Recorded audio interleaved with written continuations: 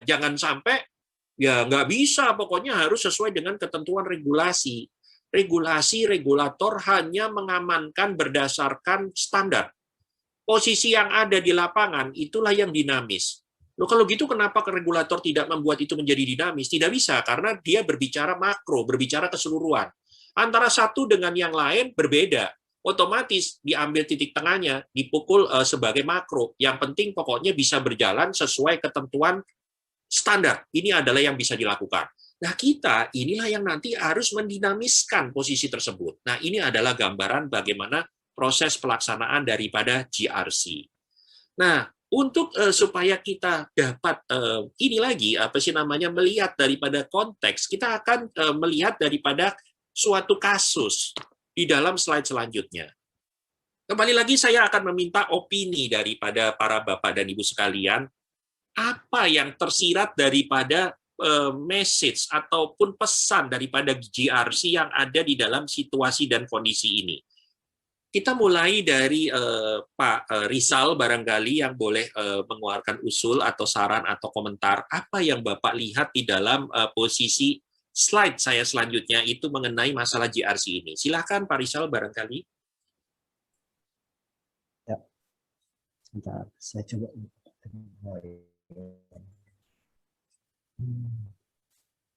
Ini kalau melihat di kejadiannya ini apa namanya sedang dilakukan meeting mungkin ya?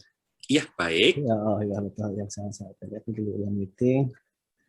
Mereka yang saya lihat nih yang silo-silo ya, ada yang santai, ada yang ngobrol, mungkin ada yang terlambat juga gitu. Betul. Ya. Ada yang ya belum sejalan lah ini. Belum sejalan ya, Pak ya. Baik ya. Jadi ya, gitu, melihat daripada konteks ini, apa yang Bapak isyaratkan daripada tata kelolanya? Ya. Disiplinan mungkin ya salah satunya. Kedisiplinan ya, berarti kedisiplinan menjadi problematik ya daripada kondisi tersebut ya. Oke, ya. Baik. Ada lagi Pak atau cukup? Cukup Pak. Cukup, baik Pak Rizal. Terima kasih atas komentarnya. Ya, Pak. Boleh dilanjutkan dengan barangkali Ibu Emalia, barangkali ada masukan Ibu?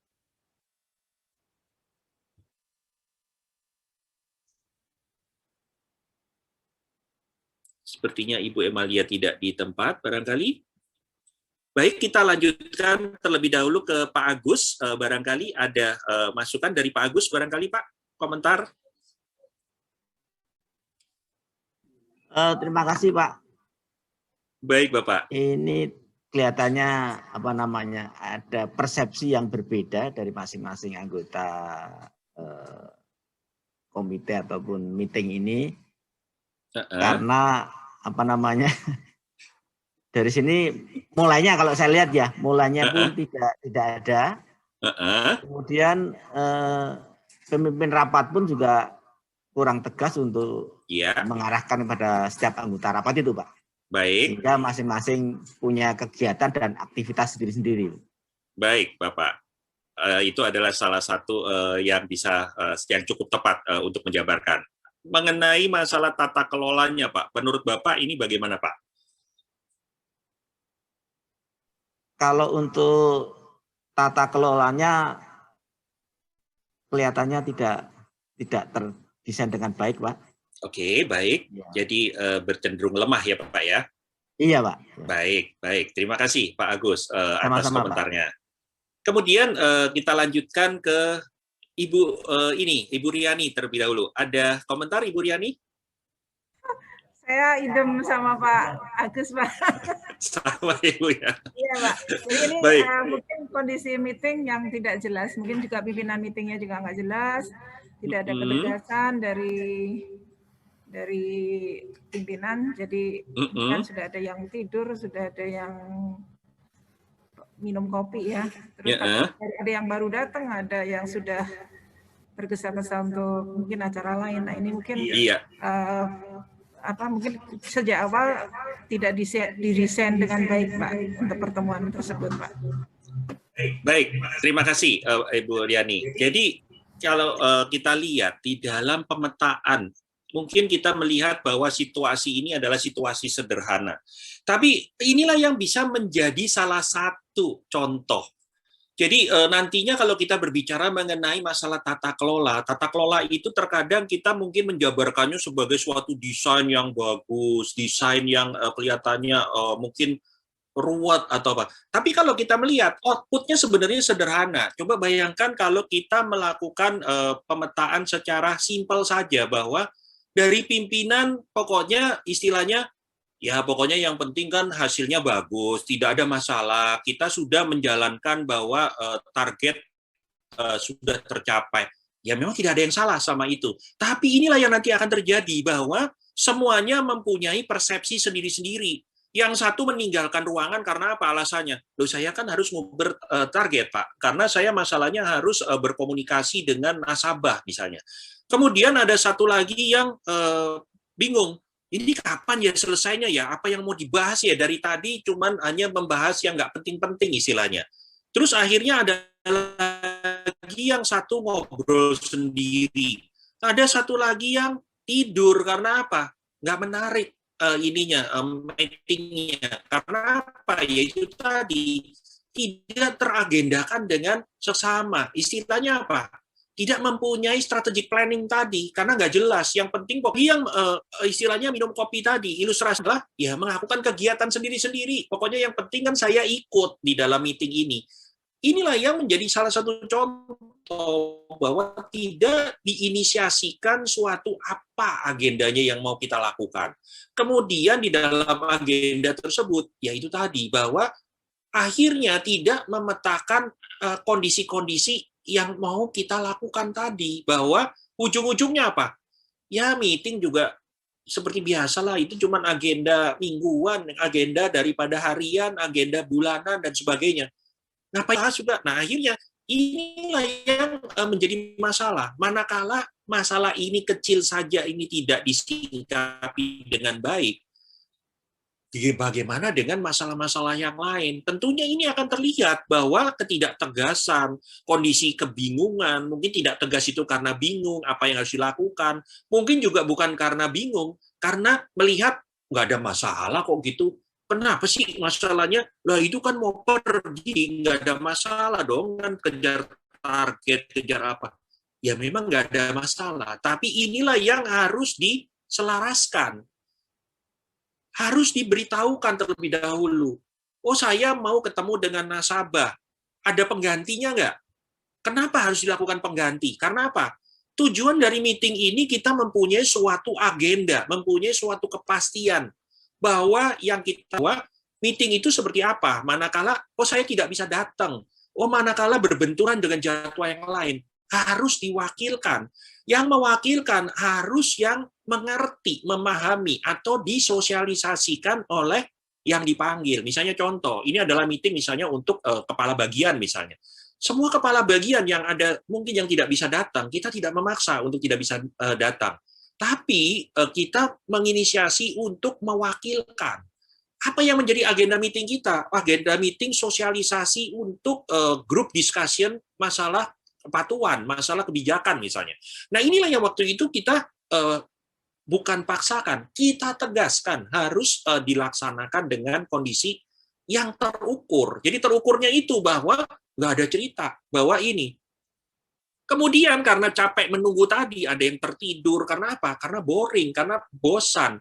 Janji meetingnya jam sekian, ini belum ada datang karena itu tadi. Akhirnya menginisiasi itu boleh terlambat. Ini akhirnya begini.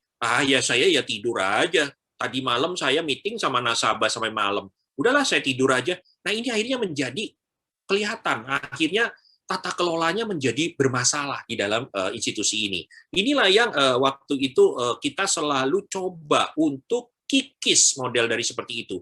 Dari mulai masalah yang kecil saja, kita mulai inisiasikan dengan baik. Kurang lebih demikian gambaran dari topik ini ya, apa sih namanya slide ini, yang kelihatannya sepele, mungkin sambil kita bercanda-bercanda, tapi ya ini adalah suatu hal yang penting.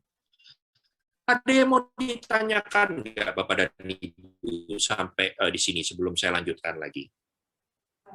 Pak, mau tanya Pak. Kalau tadi Bapak menjelaskan bahwa ada komponen dari GRC ya Pak ya. GRC Iya. tadi dan lain sebagainya. Kemudian posisi atau peran supervision and review-nya itu terletak di mana Pak? Dan kemudian siapa yang nanti akan menjalankan peran supervision and review tadi Pak terhadap GRC? Bicara Pak, melakukan lagi karena kita kalau kita melihat bahwa inisiatornya ini adalah tim daripada kepatuhan. Tentunya kenapa ini ditempatkan di kepatuhan? Karena tentu saja kita sebagai tim kepatuhan ini adalah tim manajemen. Karena kembali lagi bahwa kalau dilihat sebenarnya yang melakukan review harusnya dikembalikan ke manajemen idealnya. Tapi kembali lagi bahwa manajemen kan tentunya bukan hanya itu saja pekerjaannya, dia tentunya harus memikirkan banyak hal. Jadi kembali lagi koordinasinya harus dikembalikan reviewnya ini kepada tim yang melakukan inisiatornya sebagai yang terdepan, sebagai koordinatornya, yaitu tim daripada kepatuhan. Karena nanti endingnya adalah di tim kita, di tim daripada kepatuhan tersebut. Nah, review ini tentunya bukan kali lagi review ini harus dilakukan secara dibantu atau secara berkala dan dibantu oleh pihak-pihak yang lain.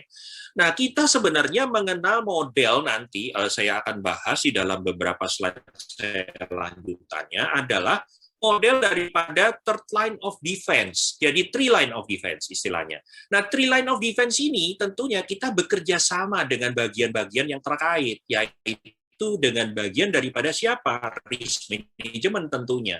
Tujuannya apa? Karena ekspertisnya daripada manajemen, risk management, ini memetakan risikonya. Karena kalau kita memetakan risikonya secara detail, bisa saja bagian itu di-embedded ke kita, karena ada beberapa daripada tempat itu menyatukan antara manajemen risiko dengan kepatuhan. Sebenarnya itu pekerjaannya akan menjadi sangat banyak, karena masalahnya apa? Ya itu tadi, makanya terkadang saya heran kalau misalnya ada suatu institusi perbankan masih menyatukan, karena apa? Waduh, benar-benar super sekali karena itu tadi sangat banyak pekerjaannya. Jadi kalau saya melihat di dalam peta pemetaan risk management waktu itu bukan main. Jadi pemetaan risiko-risikonya itulah yang nanti akan menjadi pola untuk dipetakan review ke dalam posisi kepatuhan tadi, tata kelolanya tadi. Nah, tata kelola tadi tentunya dengan adanya review daripada risiko-risiko yang sudah ada, nanti bisa membuatkan suatu gambaran secara utuh untuk menemukan apa? Akar permasalahannya, dan kemudian menyelesaikan, mencarikan jalan keluarnya tadi. Karena kalau tidak, ini nanti akan menjadi ya bottleneck tadi, akan buntu. Karena apa? Ya cuma hanya di kepatuhan saja, karena masalahnya apa? Yang penting kan patuh regulasi toh, itu kan selesai. Ya memang kalau boleh dikatakan kembali ke awal